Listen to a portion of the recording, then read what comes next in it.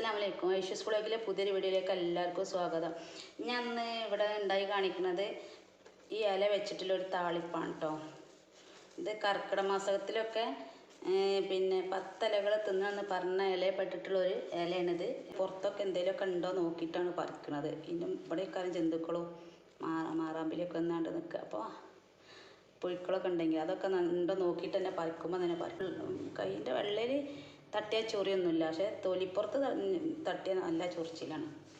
അപ്പം അങ്ങനെ നന്നായി വെള്ളത്തിലൊക്കെ ഇട്ട് കഴുകി ഊറ്റി വെച്ചിട്ടുള്ള കഞ്ഞിത്തൂവൻ്റെ ഇലയാണിത്. എളുപ്പത്തിൽ വേവും ചെയ്യും, എന്നാലും വെന്ത് കഴിഞ്ഞാൽ നല്ല സോഫ്റ്റ് ആയിക്കാരി ഇല തിന്നാൻ തന്നെ. നമുക്കിത് താളിപ്പ് ഉണ്ടാക്കുന്നത് എങ്ങനെയാണെന്ന് നോക്കാം.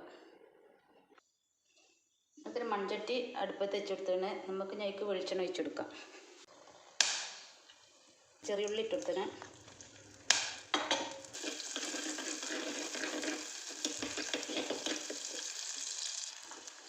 ചെറിയുള്ള മൂട്ടിൽ നമുക്ക് കുറച്ച് വെളുത്തുള്ളി ഇട്ട് കൊടുക്കാം.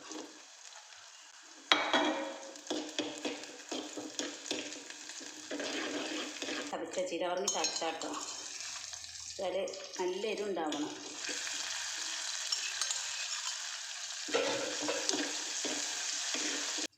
ഉള്ളിയൊക്കെ ഒന്ന് ബ്രൗൺ കളർ ആയിട്ട് നമുക്ക് ഇതിൽ കഞ്ഞിവെള്ളം ഒഴിച്ചു കൊടുക്കാം.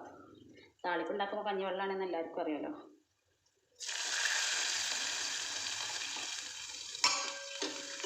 തിളച്ചതിന് ശേഷം നമുക്ക് ആ കഞ്ഞിത്തൂവൻ്റെ ഇല ഇതിലേക്ക് ഇട്ട് കൊടുക്കാം.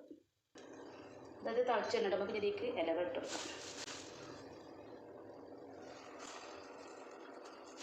ഇതിൽ കുറച്ചിടാവുള്ളൂ.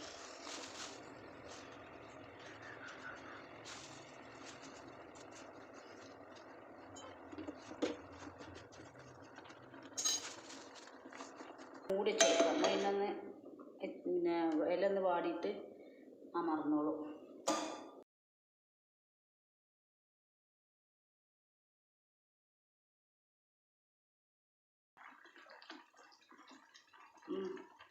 നന്നായി വന്ന് നമുക്കിനി തീ വെക്കാം.